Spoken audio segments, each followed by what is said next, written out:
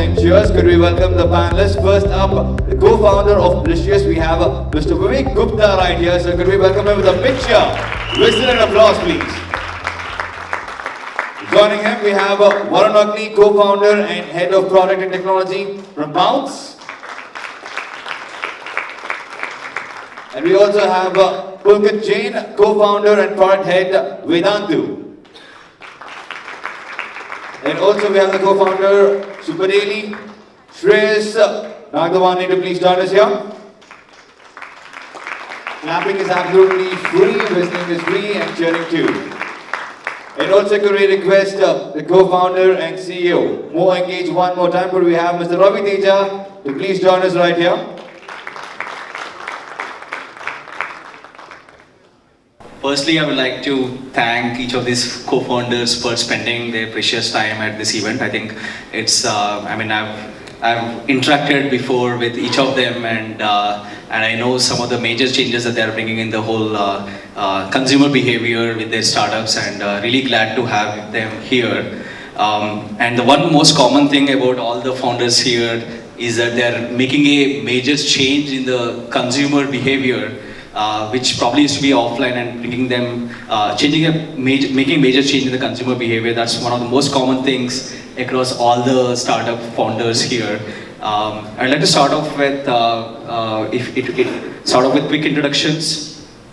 If each of you can give us a quick round of introductions, and why did you start your respective companies, and what gaps that you foresee or experience that made you to start the company. Yeah. I'd like to start with Vivek. Hi, good evening. Energy is low, I think. You were tired since morning. So I run a company called Licious. Let me a little bit talk about, rather than Licious, a sector which me and Abhay tried to solve a few years back. And meat is not the sector which anybody has ever discussed. Let me just tell you some numbers about a vegetarian country. 72% of Indians eat meat. That's the first number Abhay told me in 2015, which I never believed. Last year, a BBC report was published which said 85% of Indians eat meat. Whatever number, whether it is 72, whether 85, I think it's a large enough number. Let me tell you one more shocking fact. India is world's largest beef exporter. How many of you will believe that? You know, that is what India is. We are the 5th largest meat consuming nation. We consume 3 lakh crore worth of meat. We are a country, which drink branded water.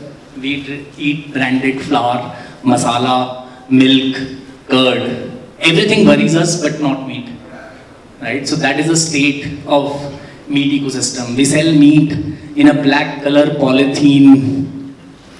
We sell 3 other products in black color polythene. And believe me, all the 4 businesses are recession proof.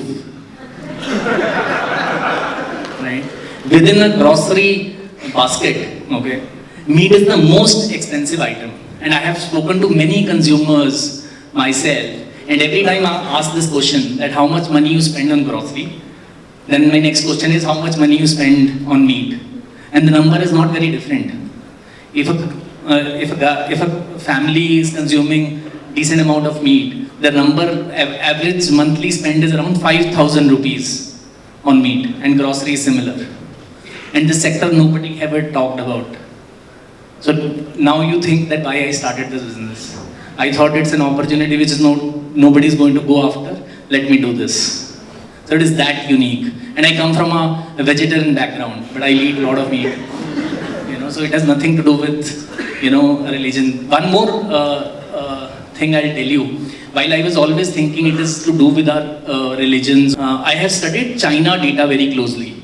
In 1962, India consumption, which is today, and in 1962 what China used to consume, both are same.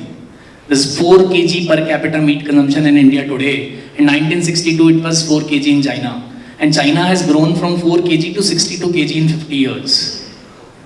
I could actually find out, it's a direct correlated math with your country's GDP. When consumer tend to earn more, they consume more protein, and meat is the cheapest source of protein.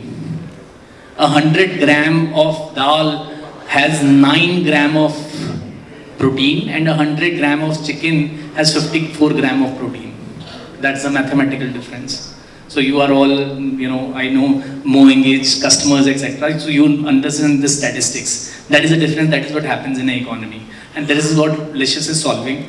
We are a first meat brand. When I say brand, we own everything we sell on our platform. From farm till fork, every supply chain, every production is controlled by us. So very high quality, doing it, first principles way. We have processing centers, a traditional style manufacturing company in the back end. In the front end, we are like a e-commerce. So that's what Licious is. Great. I'll keep it a lot shorter than that. So how many of you seen yellow bikes on the streets and have some comment about it? So I'm Varun. I'm the CTO at Bounce, and the opportunity that we actually noticed and are solving for is the fact that India has only 18% of its population have access to personal mobility, which means that 1 billion people are relying on public or pseudo-public transportation for their commute needs. And at Bounce, we want to really bring that convenience and flexibility of your own transportation to the people who don't have access to that. And in our vision, we are building a platform which democratizes commute and really gives it access to everybody and makes it a fundamental right.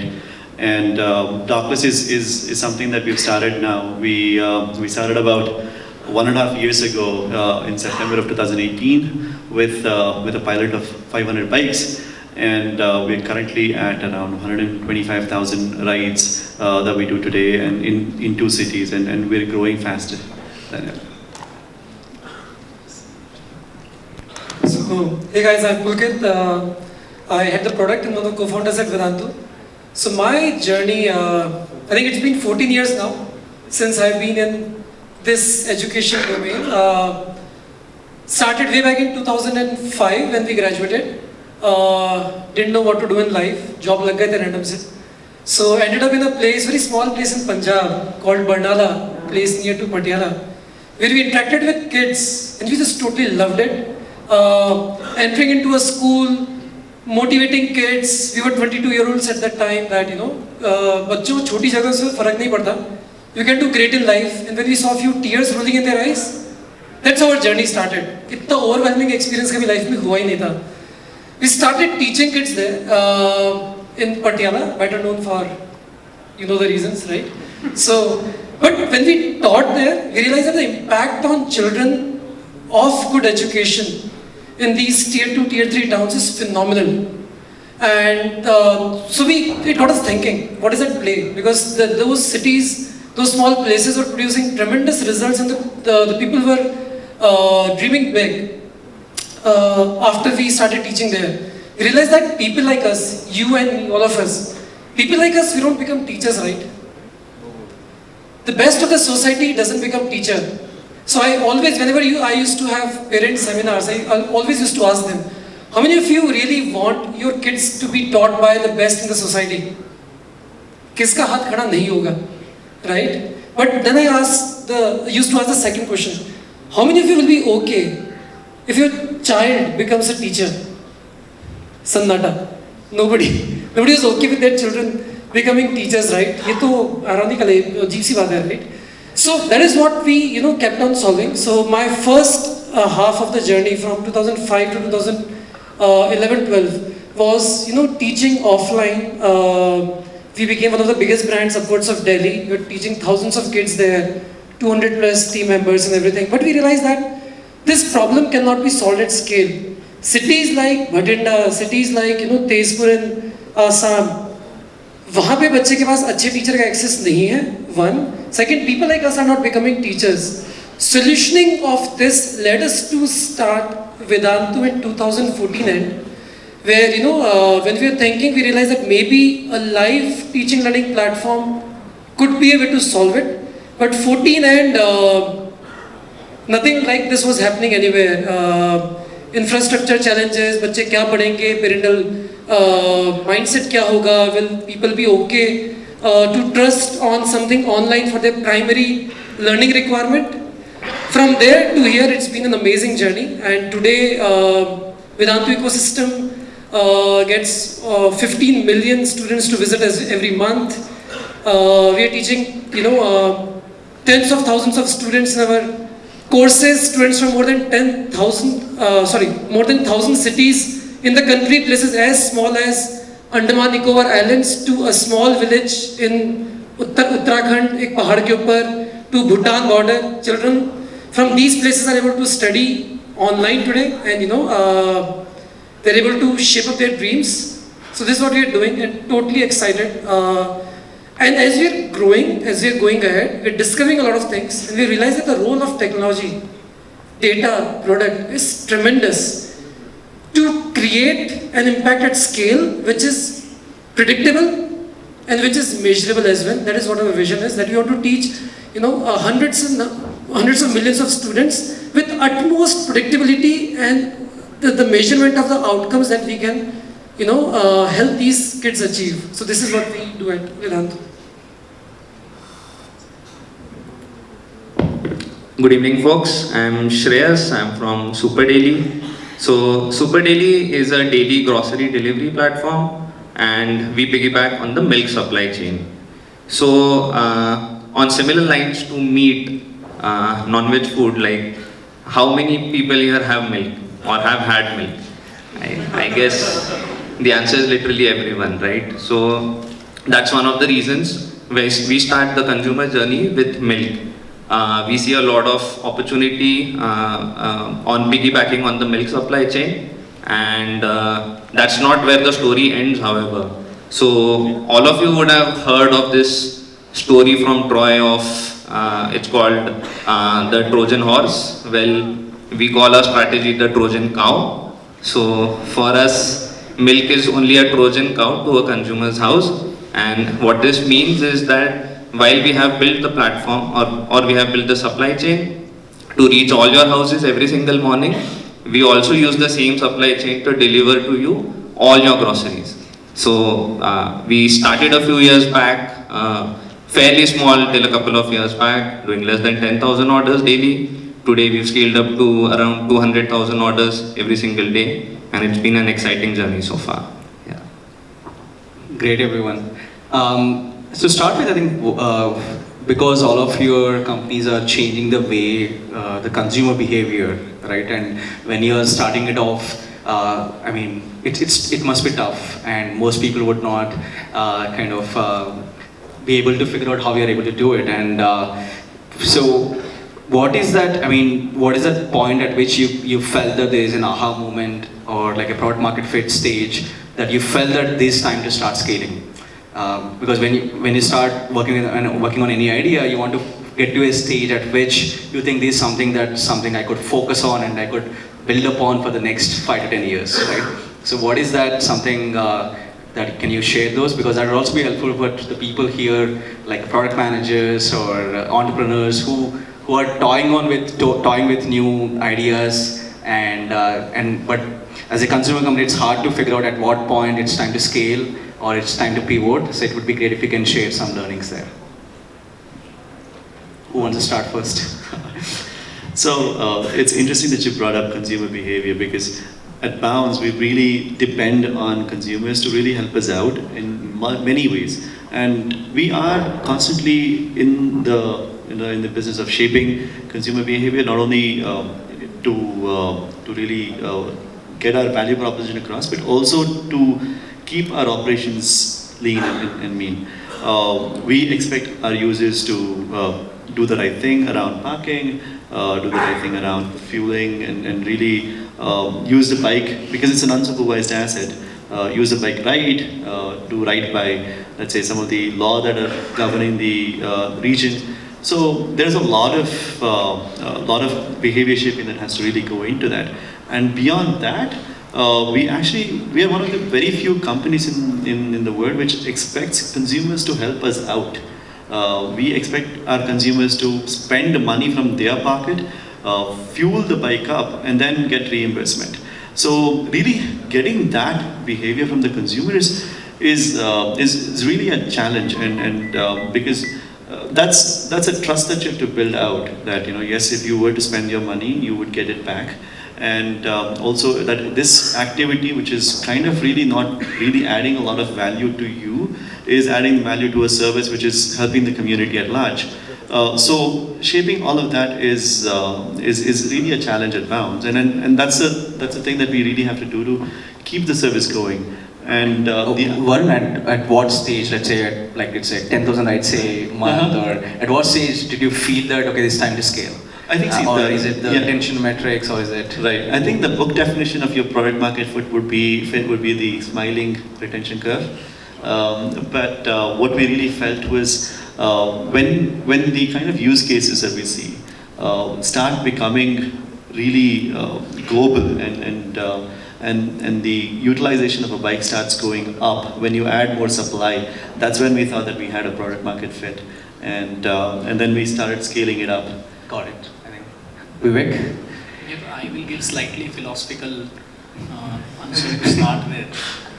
I think in early part of your journey, your own belief is your biggest asset. For a very long time, we didn't even find too much of money or too much of investors backing a meat idea, right? So it's a tough part. So that time your own belief will only sail you during that tough time. Later when money comes, I think it becomes easier, right? Sitting here now giving yarn when you have raised hundreds of $1 million is easy. During that time and in 2015, I think doing right things and taking a long-term call is very important. So for example, at Licious, when we said we'll create a product or a brand out of it, solving for the right product took us at least 5 months. We were just researching around what a high quality meat means, and as consumers, I was just chatting outside that we know what is the difference between a single malt and a blended whiskey.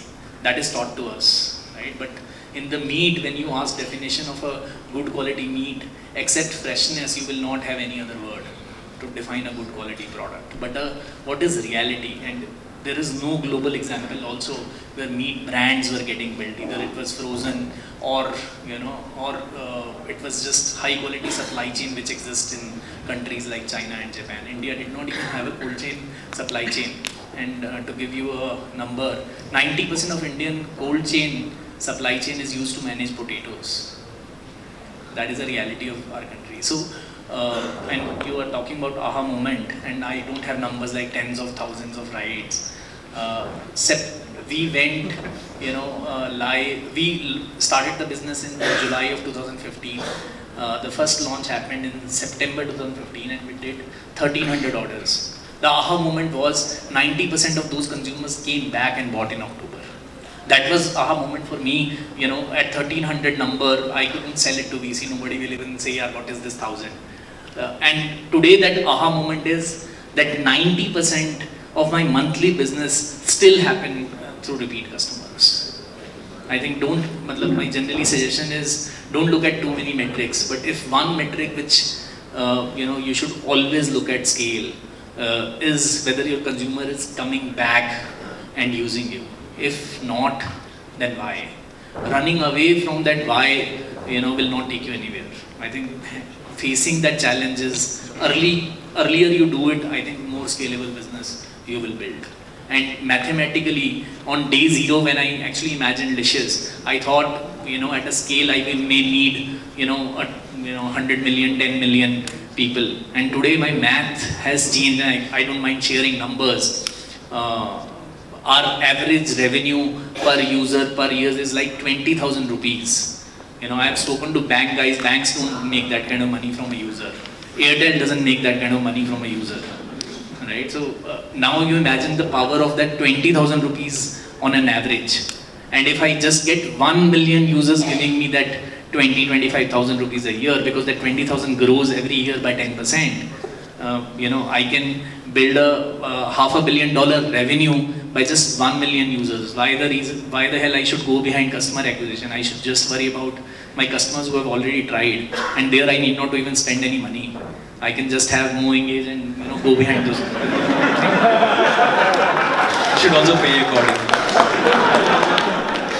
So I think it's about just doing the right things, which is very, very important. It will take some time, but your own belief on doing right things, that you can also sleep peacefully in the night because you have not done the shortcut. In the food business, I asked my co-founder Abhay long back. I said, यार खाने में scale में जब दिल्ली में खाना बिक रहा है, वहाँ बिक रहा है, किसी ने कुछ मिला दिया, उससे कस्टमर बीमार हो गया, तो कैसे हैंडल करेंगे भाई? जेल तो हम चले जाएंगे. This was the question I asked. But I'm saying then, when you were thinking it that way, you also build processes at scale, that doesn't happen. And when you do those processes right from beginning, you can actually, build it very, very peacefully. Shreyas, do you want to talk about the aha moment for you? Yeah, so we also faced a lot of challenges because doodh bechna hai, like this was pretty hard to explain to people, right? But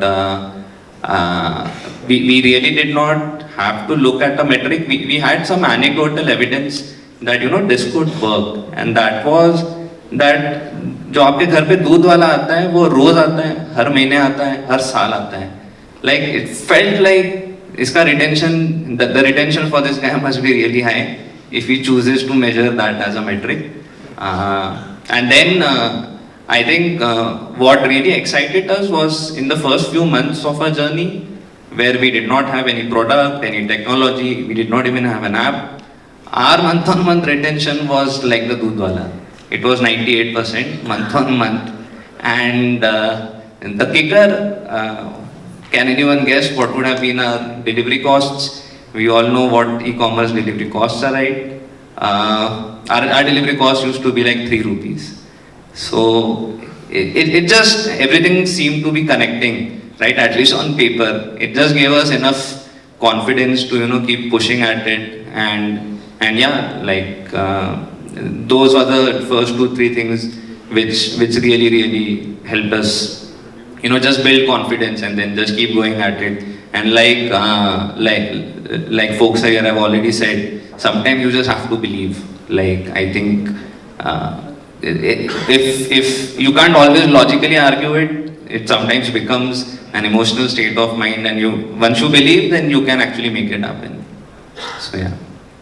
Pulkit, do you want to? Yeah, I would like to. So typically there are 2 phases of journey that you see. One is a 0 to 1 phase. Exist karta hi nahi, ab aapko karna hai, right? So this is the phase that absolutely no metric really helps. Hoti nahi hai, samajh mein nahi aati aapko metric kya hai, right? So this is where your strong belief, keeps you going. For example, when we started this teaching online way back in 2014, so we had some 16 fundamental questions. कि अगर किसी के आगे भी एक cross लग गया, तो this just cannot happen. So we started with 1-to-1, one teacher teaching one child, and we picked up 9th and 10th grades, क्योंकि we thought it was a sweet spot. 11th and 12th is mission critical, कोई behavior change करेगा नहीं, मुश्किल है. So that's how you take some gut calls with your some previous learning, some beliefs, but you keep pushing at it, and in the process then you learn. So for example, I'll give you an example. So after doing it for 1 year in a marketplace approach, where you could see teachers, you can go and purchase their hours. Then we realized 2 problems, which now are the problems for scale. But the first year of journey, there was absolutely no question about scale. यार ऐसे बच्चा पढ़ भी सकता है क्या? Was the question, right? And you cannot, answer it with any metric there at that stage. For example, I myself taught, all of us taught, to see or feel आ रही है क्या? So that was very important for us कि पढ़ाते वक्त मुझे feel भी आ रही है क्या? क्योंकि मैंने ऑफलाइन में पढ़ाया बच्चों को, right? इसको आप किसी मेट्रिक में मेजर नहीं कर सकते. So when you get that feeling, you just keep going with it. After 1 year, we realized that this has become an affluent family phenomena. हमारे सारे के सारे users Middle East, US, Singapore, Malaysia से आ रहे हैं. So ये तो problem solve नहीं करनी थी. We wanted to go to the towns and the villages of the country, and then you start innovating. फिर वहाँ से journey from 1-to-1. Next couple of years evolved to 1-to-many. Of course, at certain scale you start measuring the metric as well. We are extremely crazy about measuring the NPS and the user retention as all talked about. Since these are kids, we talk to kids. We are, I personally am connected to thousands of kids which can message me anytime on WhatsApp. So these are the things which keep you, that feeling your belief, which then you go ahead and keep measuring in the metric as well, which shows you a pattern, and then you go ahead. But I think belief is the thing. Great, Pulkit. So specifically to Licious and SuprDaily, like you mentioned, you guys have very high customer retention rates and high repeat frequency. But one of the key things that matter to drive those is the customer obsession, right? And how do you drive that culture of customer obsession across your team? And as you scale the team, and it becomes even more harder. So how do you build that culture? It's a very tricky question. So I don't know whether I'll have a very straight answer to this. I think solving it from day zero, customer first, maybe the answer. Few years back, how many of you have seen our packaging? Right. So that packaging is a very classic example of how do you solve customer first, right? So there was a big debate in the office. Which brand ambassador we should get? It's a food brand, let's get a brand ambassador. And then the answer was, customer pays us, why don't we make them brand ambassadors? And at least the faces we got on our boxes, their ARPU is like lakh rupee a year. So I'm saying that is the approach we have taken from day zero. And it doesn't, it is not a one day problem that you have to become customer obsessed. You have to talk about customer all the time, and whatever you solve, whether it is delivery, whether it is operation, whether it is packaging, whether it is cold chain. The second thing I think we did recently in Licious is, so in meetings what we saw, and we also learned from Bini and X to 10X, in a meeting if a revenue guy is sitting and an ops guy is sitting and let's say analytical guy is sitting, revenue guy will always defend revenue, ops guy will always defend ops. Then who talks about customer experience, right? While we all love to say customer experience is everybody's job, but the reality is nobody thinks about it 24/7. And we have recently added customer experience as a separate org which reports to us. So hearing, I think, customer voice is very important. Even till today, Abhay, who is my co-founder, hears 20 customer calls in the night and then go for sleep. And he thinks that is what tells him what he has to do next day. And I'm not joking, this is a reality. So this is what defines the whole org. It doesn't, if people tell me that you can't do it at scale, I will never agree. Okay? And for the customer complaint, every customer complaint comes in our office, we call it FIR. So these are very, very small things, but that is a seriousness you have on customer input. One more number I will tell you. We didn't know when we went out from Bangalore, we launched Hyderabad and Delhi, and we took the same menu, same catalog of Bangalore and Delhi, without realizing the whole eating habit of Delhi is very different than Bangalore. We did very differently in Mumbai. We recently launched Mumbai 6 months back, and Mumbai is growing 5x faster than Delhi. So this is called customer input based business building, right? Shreyas? Yeah, I think consumer obsession, customer obsession, it's a cultural value for us as well. I think literally all B2C companies cannot afford to not have consumer focus or consumer obsession, right? But thinking about it is one thing. You do have to do things actively to keep sort of sending that message and spreading that message again and again. So first thing first, you need to talk the talk.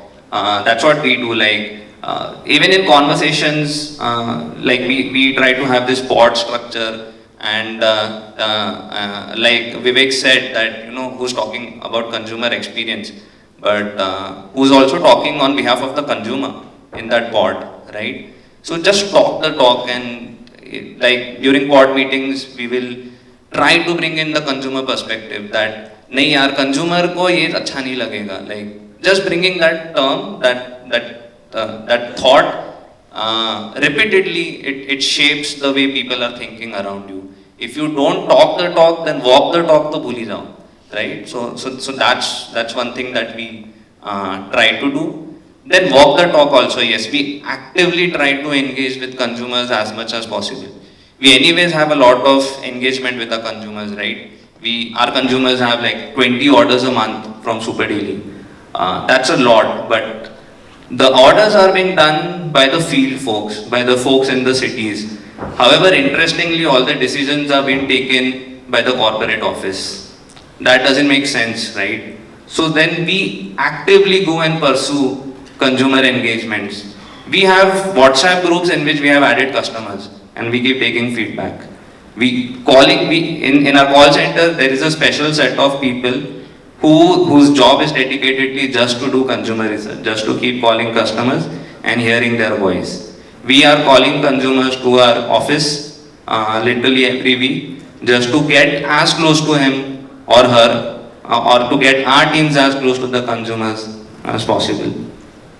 A third thing that also, since this is a cultural value for the org, right? It's not just for business facing units. So we try to inculcate this in everyone. So for finance, business teams are their consumer. For HR, employees are their consumer. For operations team, their delivery boys are their consumer. For product team, delivery boys are their consumer. Right? So it's just something that you cannot solve in a day. And if you want to build a culture around it, then at least what I think works for us is that we just keep repeatedly doing it and keep actively thinking about it. It's very hard to, or rather it's very easy to just stop thinking about the consumer when you have 100 different battles to fight in a day. So yeah, these are just 2-3 things that's worked for us, and I hope some of those things work for you guys as well. Yeah. Pulkit, so one question for you on retention. So in your case, unlike others here, probably you have 2 different users. You have users and then you have people who purchase your product, right? And how do you keep both sets of these customers engaged and audience engaged? How do you kind of ensure that you measure and share, communicate the value to both sets of users, and how do you retain them? So what Ravi's talking about, we have 2 sets of users, parents and students, right? Pretty tricky. We deal in pre-12th zone. It's a very tricky zone because it's the children who are learning, but if the parents are not in loop, then it just doesn't work, right?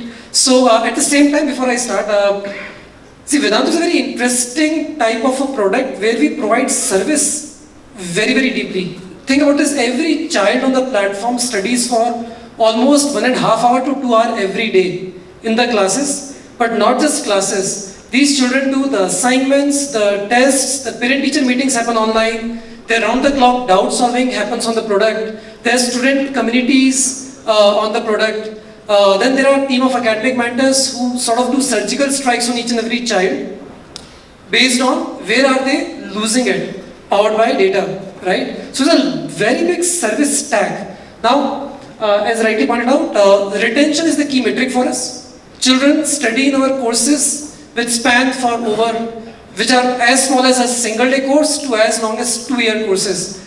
And we go very deep in measuring, at the broad level, NPS differently for the students and differently for parents. And we've always seen that parent NPS is always lower than the student NPS, उनकी expectations बहुत ज़्यादा होती हैं, right?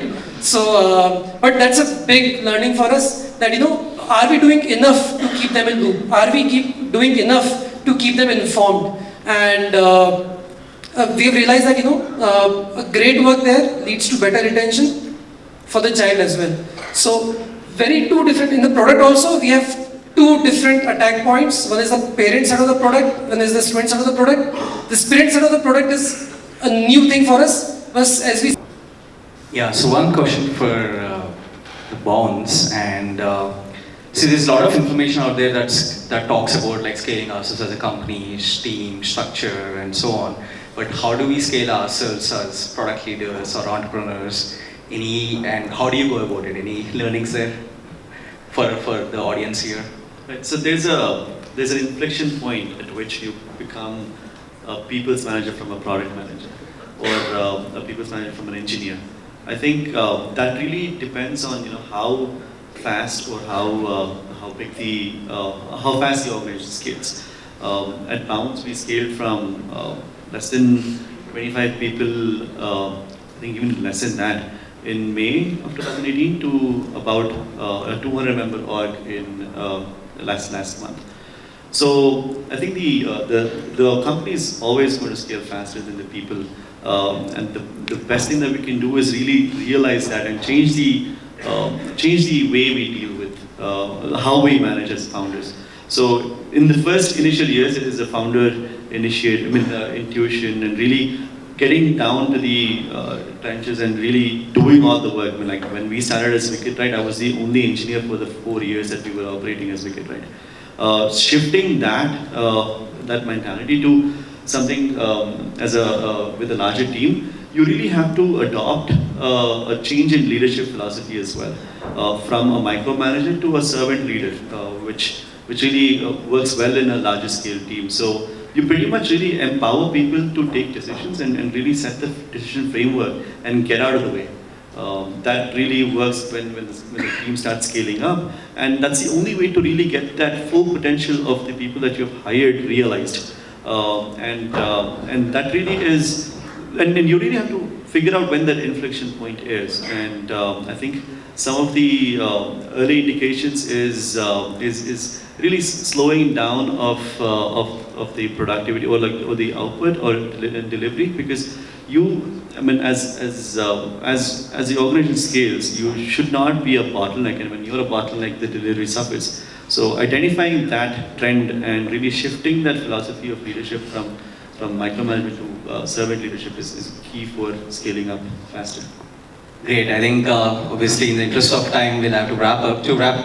Before we wrap up, just want you guys to share one line of advice for the product owners and marketing owners here and the growth team owners. Each of you, one line of advice.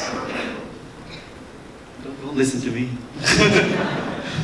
I think it's going to be very, you have to really figure out what works for you and make the best decision around it. But getting informed and really being aware of the pitfalls that others have done is very key in making sure that you don't make the same mistakes that others have done. I think replicating success is a bad idea, but definitely watch out for the failures and don't make the same mistakes.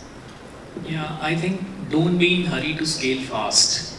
Set the fundamentals right before you press the accelerator or throttle it to scale, because later you cannot go back. Once customers start hitting you, they will never come back. It will be at least triple the cost. So fix your things, go slow, do A/B test, and then press. It will take time, that's okay. VCs will put pressure, that's okay. But do it right way, then do it fast way. Pulkit. I would say enjoy the process. ये metric numbers सब होते रहते हैं life में, but it's very important to enjoy whatever that you're doing and find smile. I always tell my students, this is the truth of life. Y equal to x square. This beautiful graph, there's a smile on your face. If that is there, I think life चलती रहती है, sort हो जाती है, metric आ जाएंगे, number आ जाएंगे, सब हो जाएगा. So just be happy. Yeah, so the cliched part of the advice for all the leaders here is don't be the smartest person in the room. If you are the smartest person, then fix your hiring.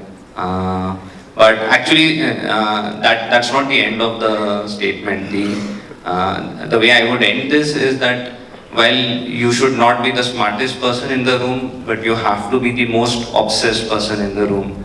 And that is what is going to really, really help your own growth in your career as well. Yeah. Fantastic, everyone. And